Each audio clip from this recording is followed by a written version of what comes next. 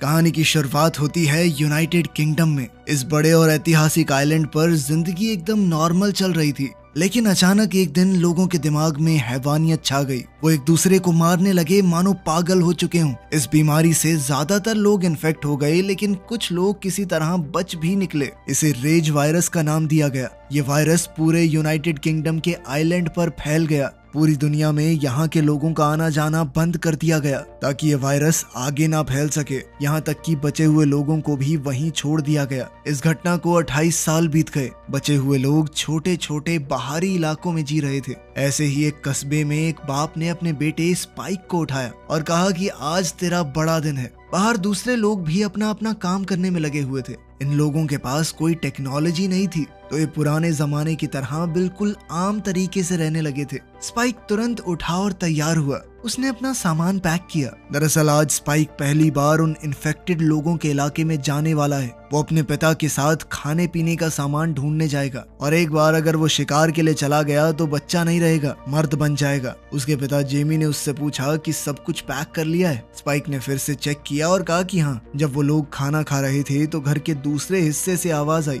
Spike की माँ उठ गई थी। जेमी पहले उसके कमरे में गया और स्पाइक पीछे पीछे। माँ ने उनकी मदद न कर पाने के लिए उनसे माफी मांगी और स्पाइक को गले लगा लिया। उसने कहा कि सुबह से मेरे सर में बहुत दर्द है। वो ठीक होने की कोशिश तो करती है, लेकिन साफ दिख रहा था कि ये बीमारी उसे पकड़ चुकी है। माँ को दोबारा बिस्तर पर लेटाकर स्पाइक अपने पिता जेमी के साथ निकल गया। जब वो लोग गांव से गुजर रहे थे तो लोग उन्हें अलविदा कहने बाहर निकले। कुछ लोग हिम्मत दे रहे थे तो कुछ बस सर हिलाकर इज्जत। एक छोटी लड़की ने तो स्पाइक को एक फल भी दिया। इस कस्बे के गेट पर वहाँ की लीडर जेनी उनका इंतजार कर रही थी। जेनी ने फिर उन्हें अपने कस्बे के नियम याद दिलाए। एक बार तुम लोग बाहर चले गए तो वापस आ सकते हो, लेकिन अगर नहीं आए तो कोई तुम्हें बचाने नहीं जाएगा। ये हमने बहुत सी ठोकरें खाकर सीखा है। बहुत लोग गए और ज्यादातर वापस नहीं आए। मतलब जब तुम मेन लैंड पर जाओगे तो सिर्फ अपने भरोसे हो, समझे? जेमी और स्पाइक ने हामी भरी। फिर जेनी ने वॉचमैन एंट से पूछा कि सब ठीक तो है ना, कुछ अजीब तो नहीं लग रहा। एंट ने कहा कि सब कुछ शांत है, कुछ भी गड़बड़ नहीं दिख रही। ये सुनने के बाद जेनी ने दरवाजा खोलने के ऑर्डर दिए और उसी के साथ बाप और बेटा निकल पड़े।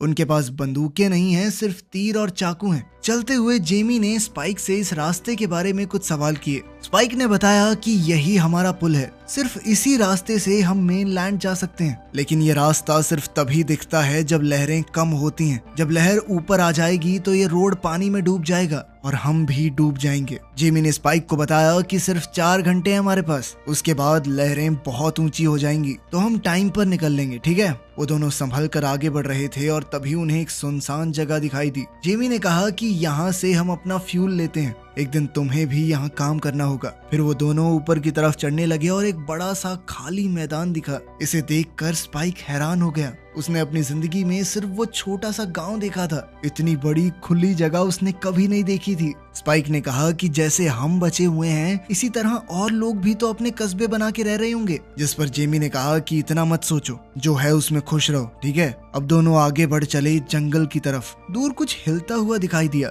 वो एक बड़ा सा इन्फेक्टेड आदमी था। उसका शरीर टेढ़ा मेढ़ा और गंदा था, अजीब और डरावना। जेमी ने उसकी ओर इशारा करके स्पाइक को बताया कि क्या करना है। एक इन्फेक्टेड देखा है तो मतलब आसपास और भी होंगे। हर तरह के इन्फेक्टेड इंसान को अलग तरीका है मारने का। इस वाले की गर्दन पर गोली मारनी होगी। वो इन्फेक्टेड अजीब तरीके से चल रहा था। उसके ऊपर फंगस और चिपचिपा सा कुछ लगा हुआ था। उसकी काली चमड़ी लटक रही थी। शरीर आधा जिंदा आधा मरा हुआ। वो जमीन पर घिसड़ घिसड़ कर चल रहा था। जल्द ही वो कुछ खाने लगा। स्पाइक ने अपना तीर कमान निकाला और निशाना साधा। उसका तीर बिल्कुल गर्दन के पार हो गया, लेकिन पीछे से एक और इन्फेक्टेड आ गया। जेमी ने उसे देख लिया और फटाक से निशाना लगाया। धीरे धीरे और भी इन्फेक्टेड लोग आने लगे। जेमी ने बड़ी शांति से काम लिया। उसने एक एक करके सटीक निशाने लगाते हुए सबको मार डाला। फिर उन्हें एक छोटी इन्फेक्टेड बच्ची दिखाई दी। उन दोनों ने ही उस पर तीर नहीं चलाया और वो लड़की भाग गई। जेमी ने स्पाइक को शाबाशी दी। अच्छा शॉट था। तो कैसा लग रहा तुम्हें अपने पहले शिकार के बाद? स्पाइक ये सारा खून खराबा देखकर थोड़ा डरा हुआ था। जेमी ने कहा कि बुरा महसूस मत कर, क्या खाक जिंदगी जी रहे थे ये? तूने तो इन्हें मुक्ति दी है और अब हमें जल्दी से निकलना होगा, ये आवाज सुनकर और इन्फेक्टेड आ जाएंगे। अब वो दोनों और अंदर बढ़ने लगे मेन लैंड में। अचानक ही एक हिरणों का झुंड पेड़ों के बीच से भागने लगा। स्पाइक पहली बार ऐसे जानवर देखकर हैरान और खुश दोनों हो गया। अब उन्हें एक खाली घर मिला, दोनों ने तीर तैयार रखे और आगे बढ़े। घर ऐसा लग रहा था मानो किसी ने पहले ही यहाँ जांच पड़ताल कर ली है, जो भी काम का मिला ले जा चुके हैं, लेकिन फिर भी उन्होंने तलाशी लेना सही समझा। कुछ देर बाद जेमी को एक फ्रिस्बी मिली। उसने एक्साइटेड होकर उसे स्पाइक को दिखाया। तभी एक और कमरे से आवाज आने लगी। दोनों चेतावनी से उस कमरे की तरफ बढ़ने लगे। अंदर उन्हें एक डेड बॉडी लटकी हुई मिली, उल्टी पैर से बंधी हुई। उसकी छाती पर मानो कुछ कोद दिया गया था। स्पाइक ने अपना चेहरा घुमा लिया, लेकिन जेमी ने कहा कि देखो, ध्यान से देखो। तभी वो बॉडी हिलने लगी। वो आदमी इन्फेक्टेड था। जेमी की आवाज सीरियस हो गई। उसने स्पाइक को बताया कि तू कह रहा था ना कोई और कबीला भी देखना है, ये ऐसे ही किसी कबीले का आदमी है। इसे सजा के तौर पर यहाँ लटकाया गया है ताकि वो इन्फेक्टेड इसे जिंदा खा जाए। स्पाइक इतनी हैवानियत देखकर हिल गया। उसने पूछा कि ऐसा कोई क्यों करेगा, कुछ किया होगा इसने ऐसा, मुझे क्या पता। जेमी ने जवाब दिया। उसने स्पाइक से कहा कि इसे खत्म कर दो, इससे पहले ये पूरी तरह इन्फेक्ट हो जाए। इस आदमी को इसके दर्द और तड़पन से मुक्ति दे दो। स्पाइक थोड़ा हिचकिचाया, जिसके बाद वो आदमी झटके लेने लगा, फिर तेजी से हिलने लगा, जिससे रस्सी टूट गई और आदमी जमीन पर गिर पड़ा। उसी पल स्पाइक ने एक तीर उसके सर में दाग दिया और वो आदमी मारा गया। जेमी ने खुश होकर कहा कि बढ़िया, ये सही किया तुमने। और दोनों आगे बढ़ गए। दोनों जंगल के अंदर बढ़ रहे थे। आगे उन्हें एक हिरन के बचे हुए टुकड़े मिले, फाड़े हुए, इधर उधर बिखरे हुए। ये देखकर स्पाइक को घिन आ गई। पहले लगा शायद किसी बाज ने खाया होगा, लेकिन हिरन का सर उन्हें पेड़ के ऊपर लटका हुआ मिला। इससे सब कुछ साफ हो गया। इसका एक ही मतलब है कि यहाँ पर एक अल्फा है। अल्फाज बाकी इन्फेक्टेड लोगों जैसे नहीं होते। ये ज्यादा ताकतवर, तेज और चालाक होते हैं। इंसानों की तरह काफी हद तक सोच सकते हैं। जेमी और स्पाइक तुरंत समझ गए कि जल्दी से वापस जाना होगा। स्पाइक ने पूछा, हम वापस जा रहे हैं? जेमी ने कहा कि तुमने अपना शिकार कर लिया, इसी के लिए आए थे, अब सवाल मत करो। लेकिन स्पाइक और सवाल पूछने लगा। जेमी ने उसे एकदम चुप होकर चलने के लिए कहा। दोनों तेजी से वापस जाने लगे, लेकिन अब देर हो चुकी थी। थोड़ा दूर इन्फेक्टेड दिखाई दे रहे थे। पहले एक, फिर उनके बीच में एक अल्फा भी आ गया। जेमी स्पाइक को जंगल के अंदर ले गया और पीछे से इन्फेक्टेड का एक झुंड उनकी तरफ बढ़ने लगा। इन्फेक्टेड एक अलग से तरीके से चलते हैं और बहुत तेज भी। जेमी ने तुरंत उनका सामना किया। वो और स्पाइक आगे बढ़ते रहे, दौड़ते हुए, तीर चलाते रहे। उन्हें कुछ भी करके इस झुंड से दूर रहना होगा, फंस गए तो मारे जाएंगे। लेकिन स्पाइक अब घबरा गया। डर उस पर हावी हो गया था। उसकी सारी ट्रेनिंग धरी की धरी रह गई। उसका एक भी तीर निशाने पर नहीं लग रहा था। लेकिन जेमी उन पर तीर बरसाता हुआ स्पाइक को भी साथ साथ बता रहा था कि कैसे तीर चलाना है। लेकिन स्पाइक बहुत ज्यादा डर चुका था। बड़ी मुश्किल से वो दोनों एक पुराने घर तक पहुंचे और दरवाजे को जोर से बंद कर दिया। जैसे जैसे इन्फेक्टेड उनके करीब आ रहे थे, जेमी उन्हें तीर से मार रहा था। जेमी और स्पाइक जल्दी से सबसे ऊपर वाले स्टोरेज एरिया में चढ़ गए। उन्होंने ऊपर आने के पूरे रास्ते को अपनी तरफ से जितना हो सकता था बंद कर दिया। उन्होंने देखा कि इन्फेक्टेड उन्हें अभी भी ढूंढ रहे हैं। जेमी पीछे लेट गया। वो बहुत ज्यादा थक चुका था। रात को उन दोनों ने दूर से देखा कि अल्फा दूर खड़ा उन्हें देख रहा है। जेमी ने स्पाइक को बताया कि ये बाकी सब जैसा नहीं है, हम उससे लड़ नहीं सकते, खासकर इन तीरों के साथ तो बिल्कुल भी नहीं। ये काफी नहीं होंगे उसे मारने के लिए। डर के मारे स्पाइक ने पूछा कि अब हम क्या करेंगे, जिस पर जेमी ने उसे बताया कि हमारे पास एक ही ऑप्शन है, बस इंतजार करना। स्पाइक ने अपने पिता से बहुत ज्यादा डर जाने के लिए माफी मांगी। इस पर जेमी ने कहा कि पागल है क्या, तूने तो बहुत अच्छा किया। अपने पीछे इन्फेक्टेड लगे देख के अच्छों की फट जाती है। वापस आइलैंड जाने का कोई रास्ता नहीं था और मेनलैंड खतरे से भरा था, इसीलिए वो रात को वहीं रुक गए। तभी स्पाइक की नजर दूर कहीं जल रही एक आग पर पड़ी। उसने उत्सुक होकर अपने पिता से पूछा कि ये क्या है, पर जेमी को इस बारे में पता नहीं था। उस रात स्पाइक को एक बुरा सपना आया। उसकी माँ अंधेरे में डूब रही थी। उसने उनका नाम लिया, हाथ बढ़ाया, पर मदद करने से पहले ही वो गायब हो गई। वो डर कर जाग गया, लेकिन असली दुनिया में भी खतरा था। उनके नीचे का कमजोर फर्श अचानक से टूट गया और जहाँ वो बैठे थे उस जगह का एक हिस्सा नीचे गिरने लगा। वो ऐन वक्त पर बच निकले और इस मौत के करीब वाले हादसे ने उनका फैसला और मजबूत कर दिया कि उन्हें फौरन अपने कस्बे की तरफ वापस जाना होगा। किस्मत से उस रास्ते पर अभी पानी कम था और एक पतला सा रास्ता समुद्र से खुला हुआ था। बिना देर किए वो निकल पड़े, चुपचाप और तेज चलकर। जैसे ही वो आइलैंड के करीब पहुंचे तो बाप बेटे दोनों ने चैन की सांस ली, लेकिन उनकी राहत ज्यादा देर तक नहीं टिकी। जंगल से अचानक पक्षियों का झुंड उड़ता हुआ निकला। कुछ तो गड़बड़ है, ये अल्फा था जो पूरी रफ्तार से उनकी तरफ दौड़ रहा था। वो दोनों भागे और आगे आइलैंड का गेट नजर आया। उन्होंने जोर से चिल्लाकर वार्निंग दी, जिसे दीवारों पर खड़े रक्षक ने तुरंत सुन लिया और तीर बरसाने लगा उस खतरे पर। लेकिन ये तीर अल्फा को मारने के लिए काफी नहीं थे। वो वापस से उठ खड़ा हुआ और उनका पीछा करता रहा। अचानक स्पाइक का पैर जवाब दे गया। जेमी और स्पाइक दोनों जमीन पर गिर पड़े और अल्फा उनके बेहद करीब आ गया।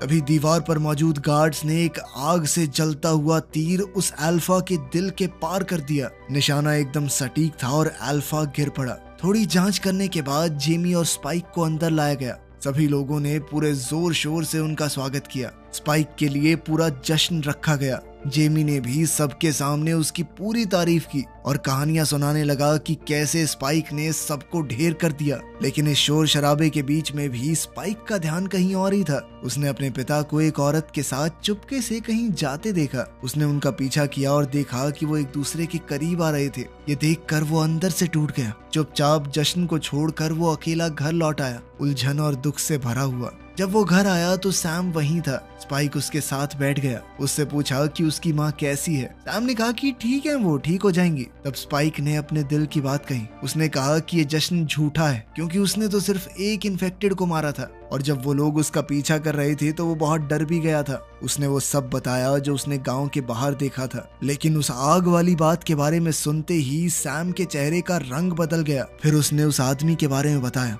डॉक्टर इयन केल्सन, जो कि कभी एक बहुत जाना माना विद्वान डॉक्टर था। केल्सन सालों पहले दुनिया से अलग थलग होके रहने लगा। अगर वो आग आज भी जल रही है तो इसका मतलब है कि केल्सन अभी भी जिंदा है। स्पाइक ने डॉक्टर के बारे में और पूछा, क्योंकि अब डॉक्टर्स बचे ही नहीं थे। लेकिन सैम ने ज्यादा कुछ बताने से इनकार कर दिया।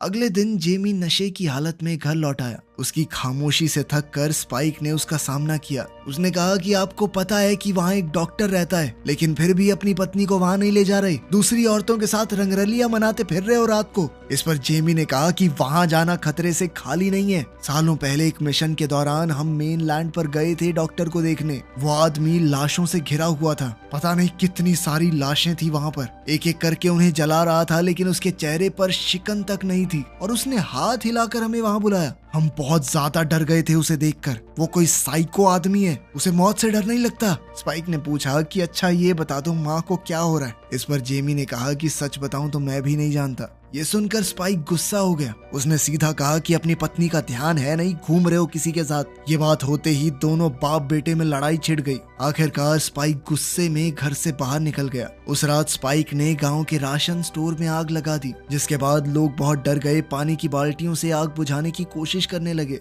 इस धुएं और अफरा तफरी में स्पाइक को अपनी माँ को लेकर गांव से निकलने का मौका मिल गया। वो उन्हें डॉक्टर के पास ले जाना चाहता था ताकि उनकी जान बच सके। शाम को वो जंगल के एक हिस्से में रुक गए और एक छोटा सा कैंप बनाया। बातें करते हुए वो लेट गए। स्पाइक ने अपनी माँ से कहा कि आप सो जाइए, मैं पहरा दूंगा। लेकिन फिर धीरे धीरे वक्त के साथ वो खुद भी सो गया। जब वो सो रहा था तो एक इन्फेक्टेड रेंगते हुए उस पर हमला करने आई। वो इन्फेक्टेड बस थोड़ी ही दूर थी कि तभी किसी ने उस पर हमला करके उसे मार दिया। सुबह जब स्पाइक उठा तो वो इसला के पास था। ना तो इसला को याद था और ना ही स्पाइक को कि आखिर इस इन्फेक्टेड को मारा किसने। लेकिन लाश देखकर इसला को कुछ कुछ याद आने लगा, जैसे उसने ही उस चीज को मारा हो। मेनलैंड के एक हिस्से में सिपाहियों के एक झुंड पर हमला हुआ। एक अल्फा उन्हें लीड कर रहा था और एक एक करके कई फौजी मारे गए। सिर्फ एक बचा जख्मी, अकेला और दर्द से करहाता हुआ। जंगल के दूसरे हिस्से में इन्फेक्टेड लोग एक नदी में खड़े थे। वो धीरे धीरे चल रहे थे। उनमें एक औरत भी थी जो प्रेग्नेंट है। स्पाइक और इसला अपना सफर मेनलैंड पर जारी रखते हैं। इसला की हालत अभी भी ठीक नहीं थी। उसे कभी भी अजीबोगरीब चीजें दिखाई देने लगती। स्पाइक ने देखा कि उसकी माँ की नाक से खून आ रहा है। उसने फिर एक इन्फेक्टेड को देखा जो उसके सामने से लंगड़ाता हुआ जा रहा था। वो बहुत पतला और टूटा फूटा था। इस कस्बे के गेट पर पर जैसे ही उसकी लाश जमीन पर गिरी, उसकी आवाज पास के इन्फेक्टेड लोगों के पास पहुंच गई, जिसके बाद एक छोटा सा झुंड उनके पीछे भागना शुरू हो गया। मजबूर होकर स्पाइक और इसला एक पुराने पेट्रोल पंप में घुस गए। यहाँ पर किसी तरह की गैस फैली हुई थी। सांस लेना बहुत मुश्किल हो रहा था और ऊपर से इन्फेक्टेड लोग यहाँ से भी करीब आ रहे हैं। तभी वो अकेला सिपाही भी वहाँ पहुँच गया। उसके गोली चलाते ही गैस ने आग पकड़ ली और इन्फेक्टेड जलकर मारे गए। बाहर निकलने के बाद उन्होंने उस आदमी को देखा जिसने उनकी जान बचाई थी। उसने अपना नाम एरिक बताया। उसकी आंखों में शक साफ दिख रहा था। उसने स्पाइक और इसला को इसलिए बचाया था क्योंकि उसे था कि ये लोग आइलैंड के ही हैं, ये मेरी मदद जरूर करेंगे। एरिक चलना चाहता था पर स्पाइक अपनी माँ को छोड़ने के लिए बिल्कुल भी तैयार नहीं था। वो तीनों फिर से जंगल की तरफ चल दिए। एरिक ने इसला को अपनी पीठ पर उठा लिया। रास्ते में एरिक ने बताया कि उसकी टीम का जहाज समुद्र में तूफान से टूट गया। सिर्फ वही बचकर यहाँ तक पहुँच पाया है, बाकी उसके सारे साथी मारे गए। उसने बताया कि अब मेरी जिंदगी भी तुम्हारी तरह यहीं फंस कर रह गई है, क्योंकि एक बार जो इस आइलैंड पर आ जाए वो कभी वापस नहीं जा सकता। बैठकर आराम करते वक्त एरिक ने स्पाइक को अपने फोन में अपनी गर्लफ्रेंड की तस्वीर दिखाई, जिस पर स्पाइक बोला, इसकी शक्ल इतनी अजीब क्यों है। कुछ देर बाद फोन की बैटरी बंद हो गई, जिसके बाद एरिक ने उसे दूर फेंक दिया। आगे बढ़ने पर इसला की थोड़ी तबीयत ठीक हुई और उसने खुद चलना शुरू किया। तभी उसने एक अजीब सी आवाज सुनी। वो आवाज उसे खींच कर एक पुरानी ट्रेन तक ले गई, जो पेड़ों से घिरी हुई घास से ढकी हुई थी। अंदर जाकर उसने कुछ ऐसा देखा जो उसने कभी सोचा भी नहीं था। एक इन्फेक्टेड जो कि प्रेग्नेंट थी, वो दर्द से करहा रही थी और उसका बच्चा पैदा होने वाला था। इसला बिना कुछ सोचे अंदर चली गई और उस इन्फेक्टेड औरत की मदद करने लगी। डिलीवरी आसान रही और एक नया जन्म हुआ। जल्द ही उसने एक बच्चे को जन्म दिया। बच्चा बिल्कुल सही था, उसके अंदर ये बीमारी नहीं थी, पर जैसे ही वो माँ बैठी उसके अंदर की बीमारी जाग उठी और वो इसला पर झपट पड़ी। एरिक ने तुरंत बचाव किया। उसने इसला की तरफ मुड़कर कहा कि इस बच्चे को छोड़ दो, ये खतरा है। इसला नहीं मानी, बच्चे को अपनी गोद में लेकर उसके आगे खड़ी हो गई। उसे पूरा यकीन था कि वो उसे नुकसान नहीं पहुंचाएगी।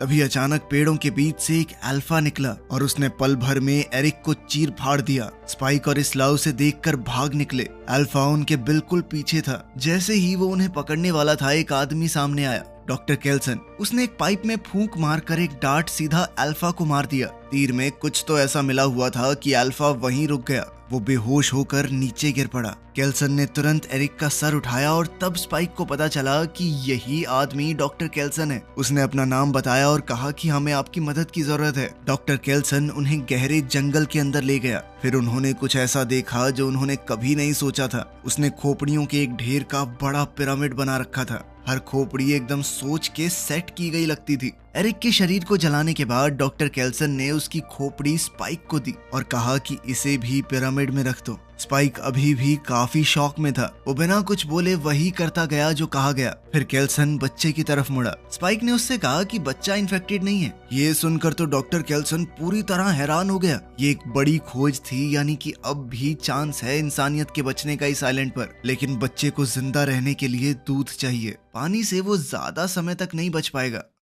डॉक्टर ने इसला की जांच की और उसका चेहरा एकदम गंभीर हो गया। उसने दुखी मन से इसला को बताया कि तुम्हें कैंसर है, जो कि बहुत ज्यादा फैल चुका है। पुराने समय की आधुनिक तकनीक से शायद उसका इलाज हो सकता था, लेकिन पूरी तरह से तो वो तब भी ठीक ना हो पाती और अब तो कोई चांस ही नहीं है। स्पाइक परेशान होकर केल्सन से कहने लगा कि कोई तो रास्ता निकालो, कुछ भी करके मेरी माँ को बचा लो। लेकिन इसला कहीं ना कहीं जानती थी कि वो मरने वाली है। जब स्पाइक रोने लगा तो उसकी माँ ने उसे गले लगा लिया और शांत करने की कोशिश की। फिर उसने वो बच्चा स्पाइक के हाथ में दिया। डॉक्टर केल्सन उसके पास आया। उसने इसला को बताया कि मैं तुम्हें एक बिना दर्द की मौत दे सकता हूँ, कोई तकलीफ नहीं होगी, बस तुम आराम से सो जाओगी। जब इसला ने हामी भरी तो उसे एक इंजेक्शन दिया गया। इसला बिना किसी दर्द और डर के चल बसी। स्पाइक उस वक्त वहां नहीं था, वो बच्चे के साथ थोड़ा दूर रहा। थोड़ी देर बाद केल्सन ने उसे उसकी माँ का स्कल पकड़ाया। स्पाइक ने उसे उठाया और पिरामिड पर चढ़कर सबसे ऊपर रख दिया। उसने धीरे से कहा कि माँ, मैं तुम्हें हमेशा प्यार करूंगा।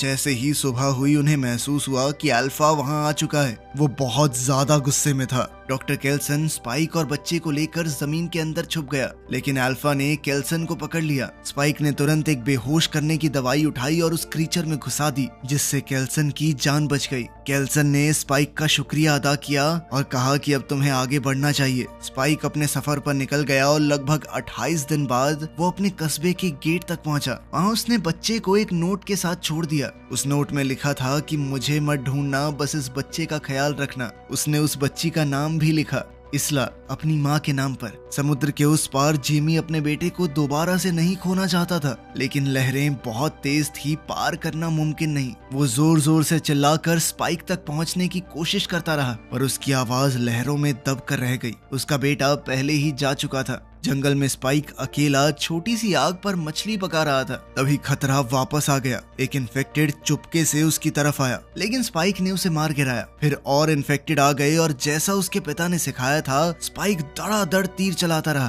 तभी कोई दूसरा आदमी आया और उसके शिकार की तारीफ करने लगा। बहुत सारे इन्फेक्टेड अब उनके पीछे आने लगे। स्पाइक लगभग घिर चुका था, भागने का कोई तरीका नहीं। तभी वो आदमी अपने बाकी साथियों के साथ लड़ाई में कूद पड़ा और सभी इन्फेक्टेड लोगों को खत्म कर दिया। उस आदमी ने अपना नाम जिमी बताया। उसने स्पाइक से कहा कि अगर तुम अकेले हो तो हमारे साथ रह सकते हो। तो चलो, स्पाइक को भी अपना नया घर मिल गया। वीडियो पसंद आई तो लाइक कर देना, चैनल को सब्सक्राइब कर लेना। मिलते हैं अगली वीडियो में।